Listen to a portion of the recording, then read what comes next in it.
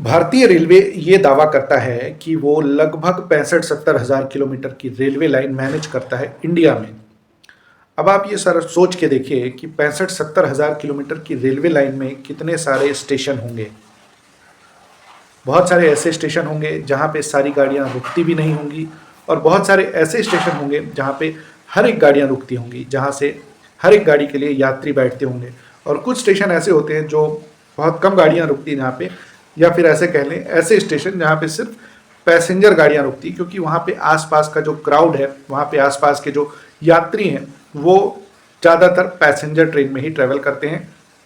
उनको कहीं दूर जाना होता है तो वो पैसेंजर ट्रेन से नियरेस्ट किसी बड़े स्टेशन में जाके ट्रैवल कर लेते होंगे, किसी बड़ी गाड़ी में अगर उनको जाना होता होगा। अदरवाइज उस रूट पे उस पर्टिकुलर स्टेशन में पैसेंजर गाड़ियाँ ही चलती हैं।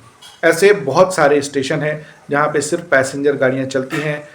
यात्रियों का जो रेशियो है वो बहुत कम है, मतलब इतना कम है कि वहाँ पे सिर्फ पैसेंजर ही रोका जाता है, और कई कई बार वहाँ पे पैसेंजर गाड़ियाँ रोकना भी घाटे का सौदा होता है।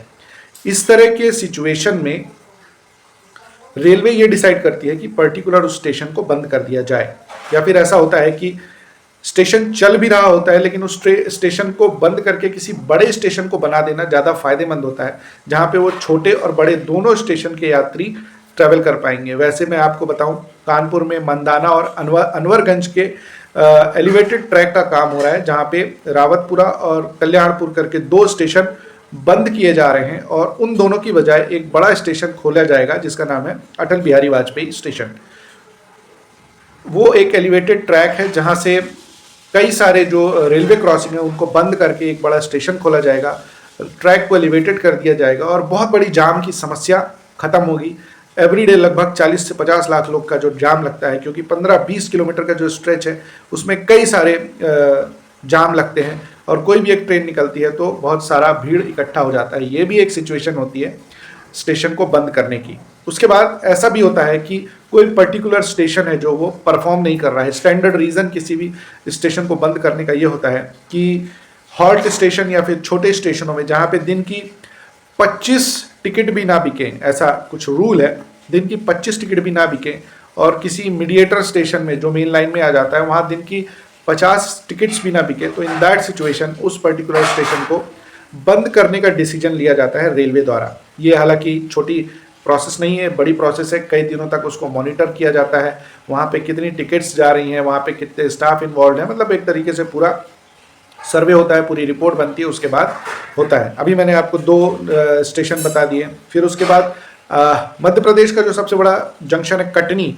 उसका एक सब स्टेशन है न्यू कटनी जंक्शन। उसके लिए भी ऐसे ही कुछ ऑर्डर्स आ गए हैं उस पर्टिकुलर स्टेशन को बंद करने के, क्योंकि वहाँ से ऐसा ही कुछ परफॉर्मेंस हो नहीं रहा था। वहाँ से सिर्फ एक लाइन निकलती है सिंगरौली के लिए, सिर्फ वो निकलती थी, और डीजल वगैरह भरा जाता था पर्टिकुलर उस स्टेशन में, तो इस कारण वहाँ पे ज़्यादा भीड़ नहीं है यात्रियों की, इस कारण वहाँ पे उसको बंद किया जा रहा है।